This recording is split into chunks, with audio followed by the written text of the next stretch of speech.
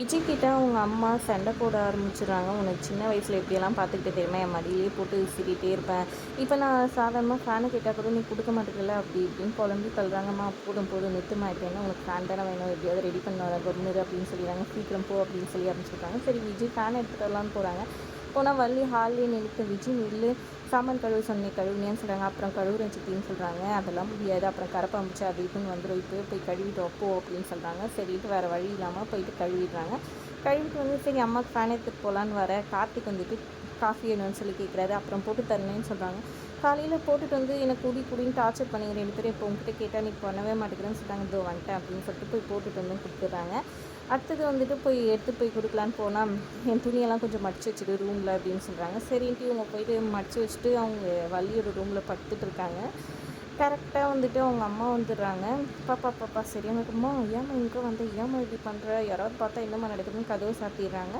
கதவை சாத்திட்டு பேசிக்கிட்டே இருக்கிறாங்க. அப்போ கரெக்டாக கார்த்திக் வந்து கதவை தட்டுறாரு. "ஐயோ நீ போய் பீரோ பின்னாடியே ஒழிஞ்சிக்கோன்னு" சொல்கிறாங்க. "வாங்க மச்சான்னு சொல்லிட்டு தயங்கிக்கிட்டே ஒரு மாதிரி, "ஏன் இப்படி முடிக்கிறேன்னு" சொல்கிறாங்க. "ஒன்றும் இல்லை மச்சான், என் சார்ஜர் எங்கேயோ வச்சிட்டேன்" அப்படின்னு தேட வராங்க. "இருக்கு மச்சான், நான் தேடி கொடுக்குறேன்னு" சொல்லிட்டு சார்ஜர் எடுத்து கொடுத்துட்றாங்க.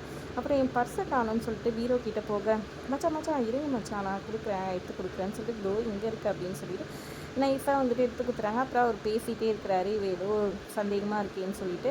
அப்புறம் வேணும்னே கட்டி பிடிக்கிற மாதிரியெல்லாம் பண்ணுறாங்க. கரெக்டாக பிருந்தா வந்துடுறாங்க. ஒரு பக்கம் வந்துட்டு அவங்க அம்மாவை அப்படியே சைகை பண்ணி அமுச்சு விட்டுறாங்க. அப்புறம் பிருந்தா வந்துட்டு இவங்க கட்டி பிடிச்சதுக்கதை பார்த்தோன்னே செம்ம கடுப்பாயிறாங்க. வேணும்னே அவங்கள வெறுப்பேற்றதுக்காக விஜய் கட்டி பிடிச்சிருவாங்க. "விடு விடுன்னு" சொல்லிட்டு அப்புறம் அங்கே வந்து கார்த்திக் வராரு. பிருந்தா கோச்சிட்டு வரதை பார்த்துட்டு பின்னாடியே வராரு. பிருந்தா வந்துட்டு இங்கே அழுதுட்டு நிற்கிறாங்க. மாறன் வீரா கிட்டே எல்லாம் உங்களை சொல்லணும், நீங்கள் நடிக்க சொன்னனால தானே அவர் ஓவராக அவகிட்டே போயிட்டாரு, என்னை விட்டுட்டு வர போல இருக்குன்னு ஃபீல் பண்ணுறாங்க. அதெல்லாம் ஒன்றும் நடக்காது, நீ ஏன் அப்படி பயப்படுற அப்படின்னு சொல்லிட்டு அவங்க ரெண்டு பேரும் சமாதானப்படுத்துறாங்க. கார்த்திக்மே நான் இது வெறும் நடிப்பு தான், அவராக வேணும்னே பண்ணான்ற மாதிரி சொல்லி இது பண்ணுறாங்க. பாருங்க சண்டை போடாமல் இருங்கன்ற மாதிரி ரெண்டு பேரும் அட்வைஸ் பண்ணி அனுப்பிச்சி விட்டுறாங்க. இன்னொரு பக்கம் இங்கே பார்த்திங்கன்னா நைட்டு வந்துட்டு எல்லாம் தூங்கிட்டு இருக்காங்க. அப்போது திடீர்னு வந்துட்டு ஸ்டோர் ரூமில் ஏதோ சத்தம் கேட்குற மாதிரி இருக்குது. அதனால் மாறன் வந்து பாத்ரூம் போயிட்டு வரும்போது கேட்குது. அதனால் எழுந்து அந்த ஸ்டோர் ரூமுக்காக உள்ளே போகிறாரு. உள்ளே போனவரை பார்த்த விஜய் வந்துட்டு இவர் எங்கேருந்து அவங்க அம்மாவை கண்டுபிடிச்சிட்டு வரோம் ஸ்டோர் ரூமுக்குள்ளே இருக்கிறதுன்றதுக்காக திருடன் திருடன் கட்டுறாங்க. ஸ்டோர் ரூம் போகிற வழியில் இருக்க பீரோ பின்னாடி போய் ஒழிஞ்சிக்கிறாரு. அப்புறம் எல்லாருமே அந்த இடத்துக்கு வந்துடுறாங்க. அப்புறம் வீரா பார்க்குறாங்க, "நீ எதுக்கிட்ட ஒழிஞ்சிட்ருக்க, வெளியே வா வெளியே வான்னு" கூப்பிட்றாங்க. அப்புறம் அவர் வெளியே வந்து, "நீ எதுக்கிட்ட இங்கே வந்து ஒழிஞ்சிட்ருக்க, நீ நீ ஏன்டா உள்ளவே வரமாட்டேன்னு சொன்னேன், எதுக்கு உள்ளே வந்தீங்க மச்சான்" அப்படின்ட்டு விஜய் நைஸாக கேட்குறாங்க. அது அது ஒன்றும் இல்லை, அது வந்துன்னு சொல்லிட்டு இது பண்ணுறாரு. "எதுக்காக நீ வந்தான்னு எல்லாருமே ஷார்ட்டாக இது பண்ணிகிட்ருக்க, அப்போ கரெக்டாக கண்மணி நான் தான் வர சொன்னேன்" அப்படின்னு சொல்லிட்டு சொல்கிறாங்க. கையில் கேக் பாக்ஸோட, "நீ வர சொன்னேன்." "ஆமாம், இன்றைக்கி அம்மாவோட பர்த்டே, அதனால் அம்மாவை சர்ப்ரைஸ் பண்ணலான்ட்டு கேக் வாங்கிட்டு வர சொல்லியிருந்தேன், அதான் கொடுத்துட்டு வந்தார், அதுக்குள்ளே நீங்கள்லாம் பார்த்துட்டீங்க" அப்படின்னு சொல்கிறாங்க. "ஓ அதுதான் விஷயமா, சரி சரி சரி, மாமியாரை சர்ப்ரைஸ் பண்ணுறது கேக்கெல்லாம் வாங்கிட்டு வந்தியா, என் பர்த்டே எனக்கு தெரியுமா" அப்படின்னு வள்ளி இது பண்ணிட்டு வராங்க. அப்புறமா சரி வாங்க அம்மாவை போய் எழுப்பலான்னு சொல்லிட்டு அவங்க அம்மாவை போய் எழுப்புறாங்க. பிருந்தா, அதுக்கப்புறமா வீரா, இவங்கெல்லாம் இன்றைக்கி அம்மா பர்த்டேவே இல்லையேன்னு யோசிச்சுட்டு இருக்காங்க. வீரா ஒரு பக்கம். அப்புறம் எழுப்பியம்மா உனக்கு பர்த்டே கேக் வெட்ட போகிறோன்னு சொல்ல, "எனக்கு இன்னைக்கு பிறந்த நாளே இல்லைன்னு சொல்கிறாங்கம்மா, வாமா உனக்கு இப்போ பிறந்த நாள் தான், நீ மறந்துட்ட" அப்படின்னு சொல்லிட்டு கண்மணி கூட்டிகிட்டு போயிட்டு எல்லோரும் எதுக்கோ கேக் கட் பண்ணி எல்லாருக்கும் ஊட்டி விட்டுறாங்க. இது என்னமோ நடிப்பு மாதிரி இருக்கே, இவனை காப்பாற்றுறதுக்காக பண்ணுறாலும் இந்த கண்மணி அப்படின்ற மாதிரி விஜய் யோசிச்சுட்டு இருக்காங்க ஒரு பக்கம்.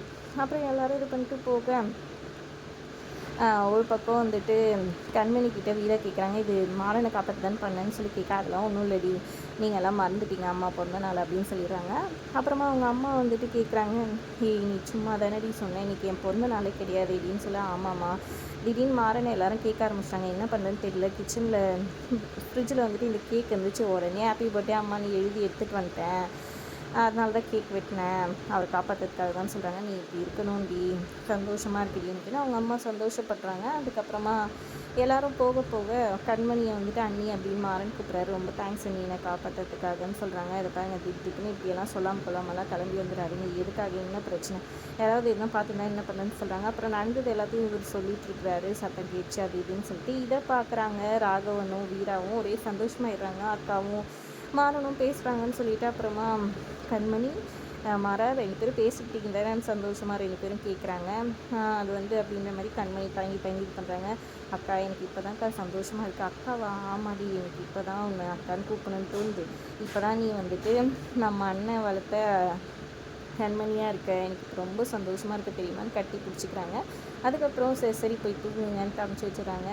அப்புறம் மாறன் அவங்க இடத்துக்கு போயிட்டு சந்தோஷமாக அண்ணியும் மாறிட்டாங்க, என்னை காப்பாற்றுற அளவுக்கு வந்துட்டாங்க. எனக்கு ரொம்ப சந்தோஷமாக இருக்குது. இந்த விஜி தான் ஏதோ ஒரு பிரச்சனை பண்ணுறா, அது என்ன ஏதுன்னு கண்டுபிடிக்கணும் அப்படின்ற மாதிரி யோசிச்சுட்டு இருக்காங்க. அதோட எபிசோட் முடியுது. வீடியோ பிடிச்சிருந்தா லைக் பண்ணிக்கோங்க. தேங்க்ஸ் ஃபார் வாட்சிங்.